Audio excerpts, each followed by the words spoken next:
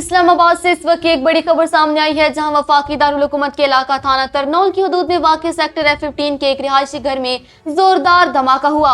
इस अचानक धमाके के नतीजे में एक ही खानदान के मुतअद्दिद अफराद जख्मी हो गए हैं, जबकि मकान के किसी को भी शदीद नुकसान पहुंचा है। वाक़े के फौरन बाद पूरे इलाके में शदीद खौफ व हिरास फैल गई और बड़ी तादाद में मुकामी लोग जाए वक्फा पर जमा हो गए। रेस्क्यू जराये के मुताबिक ये दर्दनाक हादसा हफ्ते की सुबह पेश आया, जिसकी इत्तला मिलते ही रेस्क्यू 1122 इस्लामाबाद पुलिस और दीगर मुतल्लिका इदारों की टीमें फौरी तौर पर मौके पर पहुंची और इमदादी कार्रवाइयों का आगाज किया। धमाके की शिद्दत इतनी ज्यादा थी कि मकान के मुतासर हिस्से की दीवार और छत बुरी तरह मुतासर हुए, जबकि आसपास के घरों के लोग भी खौफजदा होकर बाहर निकल आए। इब्तदाई मालूमात के मुताबिक जख्मियों में एक खातून, उनकी कमसन बेटी समेत मजमूई तौर पर 4 अफराद शामिल हैं, जिन्हें रेस्क्यू एहलकारों ने मलबे से निकाल कर फौरी तौर पर अस्पताल मुंतकिल किया। डॉक्टर्स का कहना है कि जख्मियों के जिस्म के मुख्तलिफ हिस्से बुरी तरह झुलस चुके हैं, ताहम उन्हें बचाने के लिए हर मुमकिन तिब्बी सहूलियात फराम की जा रही हैं। हकाम का कहना है कि धमाके की असल वजूहात जानने के लिए मुख्तलिफ इम्कानात का बारीक बीनी से जायजा लिया जा रहा है। सिक्योरिटी और तकनीकी टीमों को इब्तदाई शवाहिद से गैस लीकेज, गैस सिलेंडर के फटने या इलेक्ट्रिक गैसेस में फनी खराबी जैसे पहलू मिले हैं, लेकिन हतमी वजह का तयन मुकम्मल तहकीकाती रिपोर्ट सामने आने के बाद किया जाएगा।